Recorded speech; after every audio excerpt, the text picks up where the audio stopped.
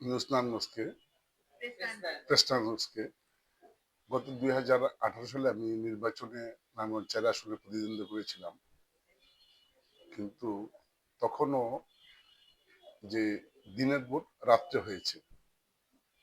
এবারকার যে পরিস্থিতিটা ছিল 5ই আগস্টের পর বাংলাদেশের ছাত্র শ্রমিক জনতার অভ্যুত্থানের মধ্য দিয়ে যে আকাঙ্ক্ষাটা মানুষের তৈরি হয়েছিল, সে আকাঙ্ক্ষার মধ্যে মানুষের মূলত 2014 সালের ভোট একতরফা, 2018 সালের ভোট দিনের ভোট রাত্রে, 2024 সালে আমি আর ডামির নির্বাচনের মধ্য দিয়ে এবং ছাত্র শ্রমিক জনতার যে অভ্যুত্থানটা হলো, তখন মানুষের আকাঙ্ক্ষা ছিল যে প্রথমত এই অভ্যুত্থানের সাথে সাথেই নির্বাচনটা হওয়া।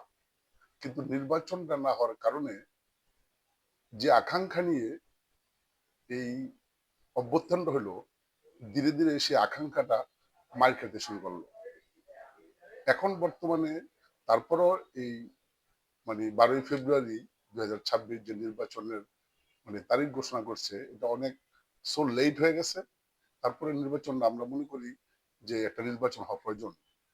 অনির্বাচিত সরকার থাকলে দেশের যে সংকট এবং দেশের যে আইন শৃঙ্খলার যে পরিস্থিতি, সেটা কারোর কমান শুনে না। সে জায়গা থেকে আমার মনে হয় নির্বাচনটা এবারের নির্বাচনটা যেহেতু ইউনূস সরকার বলছে অতীতের যে 12টা নির্বাচন হয়েছে তার চেয়ে বেশি এবং সুন্দর এবং মানে মানে আনন্দদায়ক নির্বাচন দিবে, জানি না সেটা কতটুকু হবে। তবে আমরা প্রত্যাশা করি নির্বাচনটা যাতে ভালো হয় এবং সুস্থ হয়, অবাধ, সুষ্ঠু, নিরপেক্ষতা হয়। প্রশাসনের যে দায়িত্ব বা যে যেভাবে তারা নির্বাচনী কার্যক্রম পরিচালনা করছেন, তাতে আপনার কোনো অভিযোগ আছে কি? প্রশাসন আসলে এই তারা তো এখন নির্বাচনের যে কার্যক্রমটা এখন পর্যন্ত শুরু যেভাবে করছে, কিন্তু এর মধ্যে আপনারা দেখেছেন যে চট্টগ্রামে একজন প্রার্থী প্রচারণা করতে গিয়া সেখানে গুলি করে হত্যা হয়েছে, ঢাকায় আদিকে গুলি করে হত্যা করা হয়েছে, এবং বিভিন্ন জায়গায় এই ধরনের ঘটনাগুলি কিন্তু ঘটছে। তবে প্রশাসনের আরো উদ্যোগী ভূমিকা নেওয়া দরকার, যেহেতু যারা জনপ্রতিনিধি তাদের পাশে থেকে এবং রাষ্ট্রের যেভাবে রাষ্ট্রকে পরিচালনা করা এবং নির্বাচন করার জন্য যে আরো তৎপর হওয়া দরকার। আপনি নারায়ণগঞ্জ 4 আসনে প্রার্থী হয়েছেন।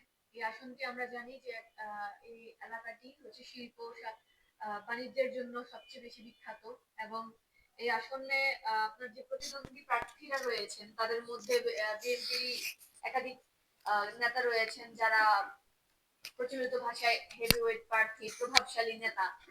এইসব প্রার্থীদের ভিড়ে আপনার কি মনে হচ্ছে যে আসলে নির্বাচনী পরিবেশটা আসলে আদৌ কেমন থাকবে? একই সাথে আমি একটু জানতে চাইবো যে এর মানে এর আগেও বিভিন্ন নির্বাচনে আমরা দেখেছি যে পেশি শক্তি ব্যবহার ও টাকার ছড়াছড়ি। আপনার নির্বাচনী আসনে এর ইতিমধ্যে একাধিক প্রার্থী এই বিষয়গুলো নিয়ে অভিযোগ করেছে। এই যে এতগুলা প্রার্থী হেভিওয়েটের এবং টাকার ছড়াছড়ির যে বিষয়গুলো, আপনি এই বিষয়গুলো কিভাবে দেখছেন এবং আপনার কোনো অভিযোগ আছে কি? নির্বাচন কমিশন প্রথমত যে অতীতে ছিল 20,000 টাকা জামানত, এবারে করেছিল 50,000 টাকা। প্রথমত আমাদের যে গরিব মানুষ, সাধারণ মানুষের পক্ষে যারা রাজনীতি করবে তাদের পক্ষে কিন্তু 50,000 টাকা জামানত দিয়ে নির্বাচন করেই মুশকিল। আর যে হেভিওয়েট বলেন, হেভিওয়েট মানে হেভিওয়েট আমি বলবো যে হেভিওয়েট আমি হচ্ছে সবচেয়ে বড় হেভিওয়েট। কারণ কি? কারণ আমি শ্রমজীবী পক্ষের মানুষের পক্ষে কাজ করি। না, আমাদের একটা স্লোগান আছে আমাদের পার্টি বাসুদের, সব মুখে সব হাতে কাজ চাই, সব মুখে বাদ চাই, এবং সেই স্লোগানটা আমরা দিয়ে, এবং কোটিপতির ক্লাব নয়, এইটা হোক, সংসদটা হোক জনগণের অধিকার প্রতিষ্ঠার একটা সংসদ। কোন প্রার্থীর বিষয়ে কোনো অভিযোগ আছে কি? এই যেসব প্রার্থীরা এই নির্বাচনের আগে ওনারা পোস্টার, লিফলেট এবং কোটি কোটি টাকা আগেই খরচ করে ফেলছে, এটা নির্বাচন নির্বাচন যে আচরণবিধি ওনারা লঙ্ঘন করেছে, নির্বাচন কমিশন সেই ব্যাপারে কোনো উদ্যোগী ভূমিকা পালন করেন নাই। এই আসনটিতে এর আগে আওয়ামী লীগের যে এমপি প্রার্থী এমপি ছিলেন, সাবেক সংসদ সদস্য ছিলেন, উনার যে কার্যক্রম ছিলেন, উনার বিরুদ্ধে তো বেশ কিছু অভিযোগ আছে। উনি সন্ত্রাসী গডফাদার ছিলেন, তারপর উনার সন্ত্রাসী বাহিনী ছিল। এখন এই যে বাহিনীগুলো মানে শিল্পাঞ্চল এলাকায় এই বাহিনীগুলো উনি বিভিন্নভাবে ব্যবহার করতেন। উনি চলে গেছেন, উনার শিল্প এই বাহিনী তো হচ্ছে চলে যায়নি। আপনি কি মনে করছেন যে এই বাহিনী এই এটা জায়গাটা কি কিন্তু আসলে যারা ওই সময় বাহিনীদেরকে ব্যবহার করছে, এখন তো তারা এদেশ থেকে আর সবাই দূরে সরে যায় নাই, কিছু তো কিছু আছেই। এখন ওরা যেহেতু এই সমাজের মানুষের সত্যিকারের অধিকার প্রতিষ্ঠার জন্য কাজ করে না, কখন কারা কার পক্ষে গিয়ে ব্যবহৃত হচ্ছে এটা আসলে জানা খুব মুশকিল। তো সেই ক্ষেত্রে আমরা মনে করি যাতে এই বাহিনীটা না থাকে, সেই জন্য প্রশাসনের সবচেয়ে উদ্যোগী ভূমিকা নেওয়া উচিত। তো ইসের উনার যে হচ্ছে একটা বিষয় হচ্ছে যে ফতুল্লাবাসী সবসময় বলে যে তারা আহ, বঞ্চিত হয়েছে, উন্নয়ন থেকে বঞ্চিত হয়েছে। শাহরুখ ওসমান অনেকগুলি করেছেন কিন্তু ওই রকম কাজ করে। সেই জায়গায় হচ্ছে আপনি একজন প্রার্থী হিসেবে ফতুল্লাবাসীর জন্য হচ্ছে কি করতে চান বলে মানে প্রথমত একটা সংসদ সদস্যের কাজ হচ্ছে সেখানে একটা আইন প্রণয়ন তৈরি করবে। রাষ্ট্র রাষ্ট্রনীতি কি হবে, পররাষ্ট্রনীতি কি হবে, শ্রমনীতি কি হবে, রাষ্ট্রটা কিভাবে পরিচালিত হবে সেই বিষয়ে সংসদে মানে আলোচনা হবে। তারপর স্থানীয় সরকার ওই সংসদে বসে স্থানীয় সরকারকে মানে বরাদ্দ দিবে কিভাবে কাজটা পরিচালনা করে। এটা আসলে এককভাবে মানে কেউ কিন্তু কাজ না, সেটা সাংসদ সদস্য, সেখানে আইন। আমি একজন সাংসদ সদস্য হিসাবে ওই এলাকায় যাতে জনগণের যে সংকটগুলো আছে, যে সংকটগুলো রাস্তার, সেখানে আপনার বৃষ্টি হলে পানিতে জলাবদ্ধতা হয়ে যায়, এবং গ্যাসের সংকট, এবং সেখানে মাদকের মানে এই মানে ব্যবসা চলে, এরপরে আপনার সেখানে এই শিশু কিশোর গ্যাং গড়ে উঠছে। এটা আসলে মূলত মানে এই একটা অপসংস্কৃতি, 5ই আগস্টের পরে একটা অপসংস্কৃতি গড়ে ওঠার কারণেই এই ধরনের ঘটনাগুলি সবচেয়ে বেশি ঘটছে। তা আমি মানে যদি নির্বাচিত হই, মানে সংসদে সেই ধরনের আইন তৈরি করার চেষ্টা করবো যেখানে জনজীবনের সমস্ত সংকটগুলি দূর হয়।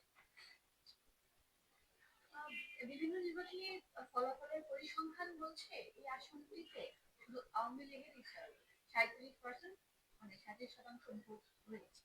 এখন এক বর্তমান নির্বাচনে তো হচ্ছে আওয়ামী লীগ। তবে এই সংখ্যা মানে এই ভোটটা আসলে কোন দিকে ধাবিত হবে বলে আপনি মনে করছেন? আমি মনে করছি যে এখানে মানে এইবার এই 5ই আগস্টের পরে মানে আসলে সুনির্দিষ্ট কেউ ভোট এখানে বলার মতো বিষয় না। মানুষ মানে এখন পরিবেশের উপর নির্ভর করবে, এবং উপস্থিত তখন এই নির্বাচনের পরিবেশের উপর ডিপেন্ড করে মানুষ সিদ্ধান্ত নিবে আসলে কাকে ভোটটা দিবে। আপনি আপনার ভোটারদের উদ্দেশ্যে যদি কিছু বলতে চান।